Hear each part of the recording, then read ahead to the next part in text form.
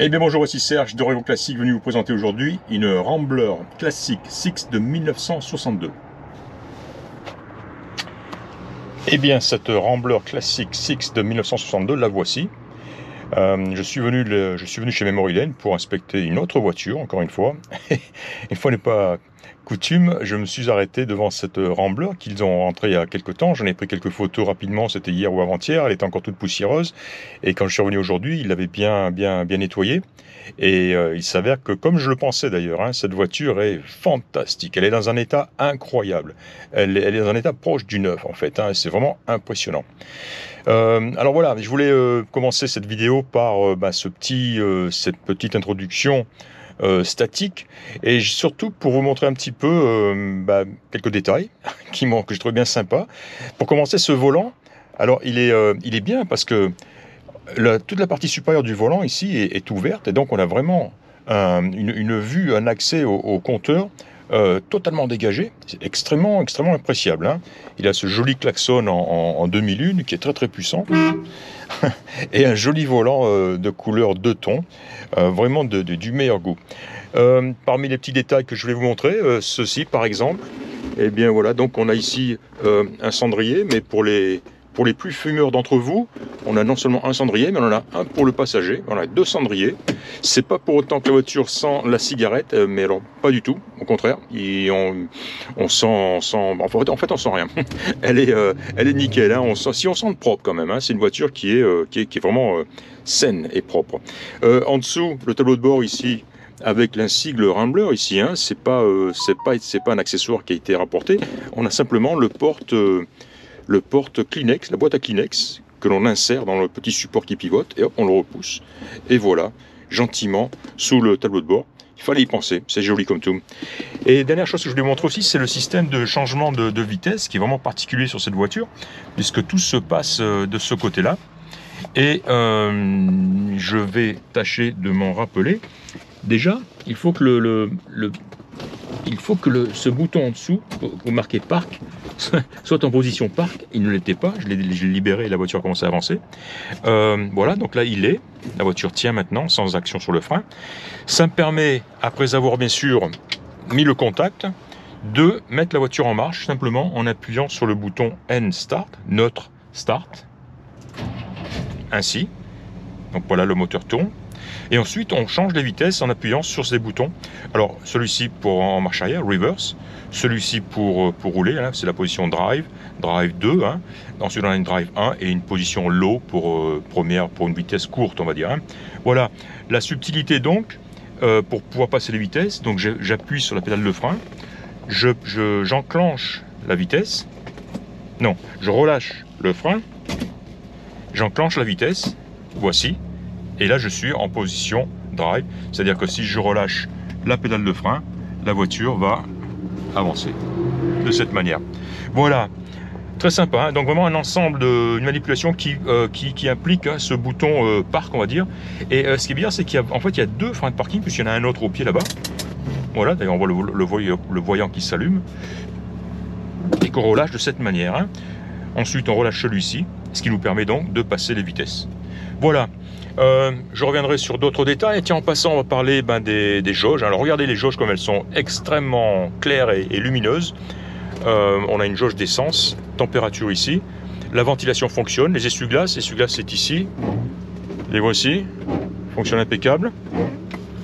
Ici, on a les feux, avec là aussi une action au pied pour passer de feu de route en feu de croisement. Et le petit voyant rouge qui s'allume en conséquence. Tiens, je vais pas tester les clignotants gauche, le voici ici, et droit, qui fonctionne aussi. Voilà, et ce qu'on a ici, c'est le fan, le ventilateur.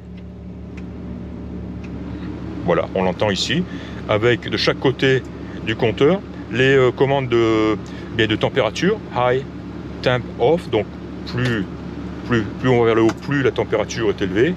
Et ici, on contrôle la diffusion de l'air, air pour, j'imagine, l'habitacle, et def, defrost, des embuages pour envoyer l'air au niveau du pare-brise. Air chaud, que je sens donc sortir du pare-brise en abondance. Voilà, on va donc arrêter ça. n'a pas besoin pour l'instant. Tiens, j'ai pas testé d'autoradio.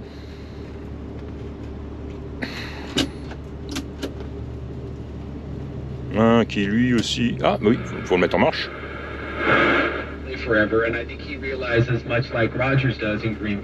Voilà. Impeccable, marche très très bien. La montre ne fonctionne pas.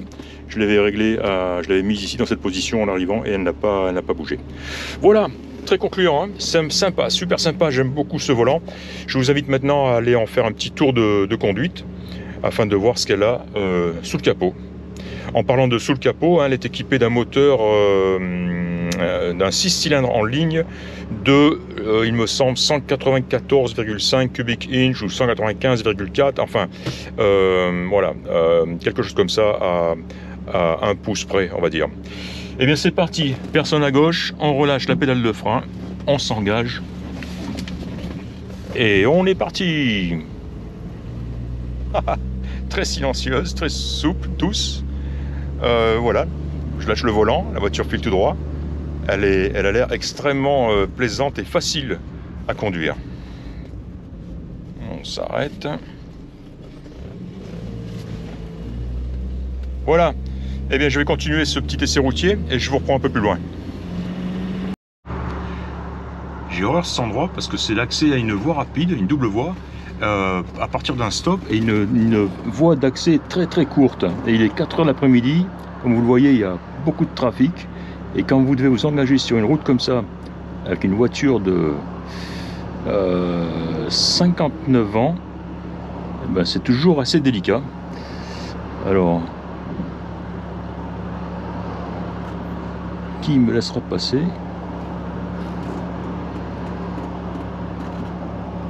Non. Allez, j'y vais après celle-là. J'y vais. Et allez, on s'engage. On serre les fesses. On serre tout. Et c'est parti. Voilà. Nickel la Rambler.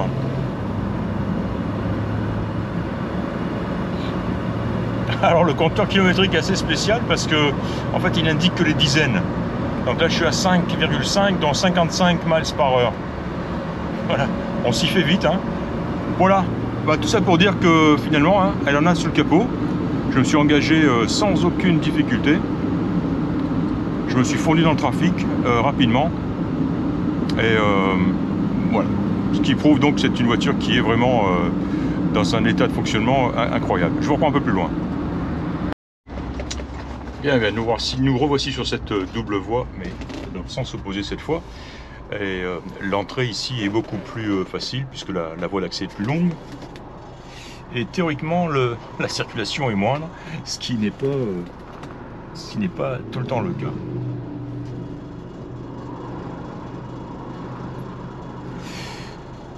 À 4 h de l'après-midi. On y va. C'est parti. Tiens, on va voir dans combien de temps je vais rattraper et doubler ce truck là-bas.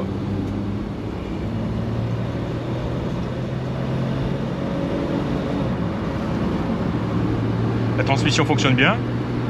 Freinage, direction. Il y a beaucoup de vent là, mais j'ai à peine un doigt sur le volant. On est déjà à 65, près de 70 miles par heure.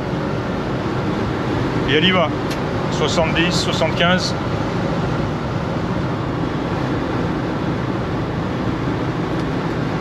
Et oui mon gars,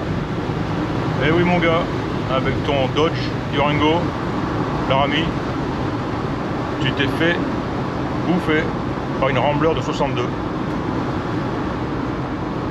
Ah, elle est fantastique cette petite voiture, génial. Génial. Je me suis arrêté à en prendre des photos, j'ai trouvé un petit coin sympa, bien exposé au soleil.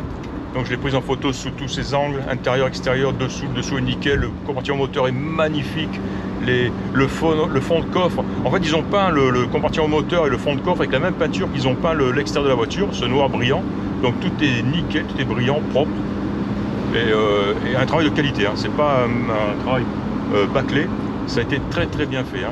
D'ailleurs quand on voit déjà l'état de l'intérieur qui est immaculé et l'état de fonctionnement de la voiture, on ne doute pas que l'ensemble du travail a été fait de très belle manière. Alors ça, c'est exactement le genre de voiture. Vous m'avez peut-être déjà entendu dire sur certaines voitures, quand je dis cette voiture, si je l'achète pas, je fais pas mon boulot correctement. Et bien voilà, c'est exactement ça. C'est ce genre de petite voiture à un budget incroyable, un état fantastique, que si je n'achète pas, j'ai l'impression de ne pas faire mon boulot. Le problème, c'est que les 2 dernières fois où j'ai fait ça, eh bien, la première fois, il s'agissait d'une Buick Riviera des années 80 et quelques. J'ai eu un mal terrible et que j'ai mis des années à revendre. Et la deuxième, eh bien, c'est une Chevrolet Bel Air de 52 que j'ai acheté il y a 2 ans, qui est fantastique, probablement la meilleure voiture que j'ai jamais inspectée, et elle est toujours dans mon inventaire. Donc, on ne m'y reprendra plus. C'est dommage parce que ce sont des voitures qui réellement sont des coûts intéressants. Voilà, en ce qui concerne ce petit essai routier, ce long essai routier, je vais rentrer chez Memory Lane et je vous referai un petit dernier topo en statique autour de la voiture. À bientôt. Bien, nous voici donc pour cette dernière partie de cette inspection. Pour ceux qui ont vu la vidéo jusque-là, vous aurez compris que je me suis bien amusé à son volant. Je me suis régalé. Hein. Alors la voici devant chez Memory Lane. Qu'en dire fabuleuse, hein. Cet intérieur est immaculé, hein, rouge sur une voiture noire, et c'est magnifique. Ce tableau de bord est comme neuf. Je suis stupéfait de l'état du tableau de bord. Est-ce qu'il a été entièrement refait, remplacé? Est-ce qu'il est d'origine? Savoir. Il est vraiment superbe, hein. Comme tout le reste, hein, la moquette, les panneaux de porte, les sièges, la sellerie. La sellerie a été refaite, hein, de toute façon, c'est obligé. Quand on voit ce cuir, l'état du cuir, sont touchés. Il y a une très grande chance que ça ait été refait. Le ciel de toit est aussi nickel, il est parfait. Comme le reste de la voiture. Hein. La peinture, alors je pense que cette voiture a été restaurée il y a pas mal d'années déjà. Hein. Cette peinture est probablement déjà relativement assez vieille. Et on distingue une légère, je ne sais pas si on le verra ici, une légère peau d'orange, on va dire, hein, sur les zones les plus exposées au soleil, là, comme ça. Vraiment une voiture qui mériterait, une peinture qui mériterait d'être lustrée, après un petit ponçage fin à l'eau et un bon lustrage pour éliminer un petit peu cette légère peau d'orange, et on devrait obtenir un résultat phénoménal. Hein. Phénoménal. Ceci dit, elle présente malgré tout très bien. Hein. Il faut vraiment mettre le nez dessus pour s'apercevoir, hein, s'il y a des angles comme ça qui ne sont pas exposés. On ne la voit pas du tout. Hein. De l'autre côté, où il y a un peu plus de lumière, elle est un peu plus apparente, évidemment. Les glaces sont dans un état impeccable. Les joints. Alors, regardez un petit peu bon, celle-ci est verrouillée, mais j'ai pas testé justement celle-là. Regardez un petit peu la facilité avec les vitres s'ouvrent et se ferment. Regardez un petit peu la qualité des joints, des feutrines, des lèche-vitres. Tout est nickel. Regardez un petit peu vous entendez bien ce clong. Alors je sais pas, beaucoup rigolent simplement, j'imagine, quand je signale ceci, quand je dis que c'est souvent le signe d'une voiture de bonne qualité. Et c'est vrai, parce que sur une vieille voiture mal entretenue qui a été retapée à la va-vite, eh bien ces tirettes-là, elles sont pas aussi claquantes. Hein. Elles ont du mal à descendre, à remonter. Ça répond plus ou moins. Voilà, c'est pas une preuve, mais c'est très révélateur. Et ça aussi, hein, quand on voit des vitres qui montent et qui descendent comme ça avec cette facilité, c'est révélateur aussi. Voilà, qu'en dire de plus? Défaut. Il me semble, si je me souviens bien, avoir vu une petite retouche. Il y en a peut-être une ici, même pas de la longueur de mon ongle. Bon, une toute petite rayure ici. Je crois que c'est de l'autre côté que j'ai vu quelque chose d'un peu plus long. Où est-ce que j'ai vu ça? Ah, c'est peut-être ici. Et encore, qu'est-ce que c'est ça? Ouais, peut-être de petites coulures ici qui ont été retouchées, je sais pas. On en voit ici une là et une là. Voilà. Encore une fois, il faut le voir sous un certain angle, une certaine exposition. Mais je ne vois vraiment aucun autre défaut de peinture sur cette voiture. Elle a des très jolis pneumatiques, des belles jantes. Tous les chromes sont magnifiques. Voilà, j'en ai parlé. Hein. Conversion moteur, c'est nickel. Le coffre est nickel et tout. Voilà. Bref. pas grand chose de plus à rajouter, si ce n'est que je vais rentrer à la maison, je vais en calculer le prix le plus juste et vous la proposer dès demain sur ma page Facebook. Voilà, c'était donc Serge d'Orion Classique. J'espère que vous aurez apprécié l'inspection de cette Rambler de 1962. C'est une classique 6 et je vous dis à très bientôt. Au revoir.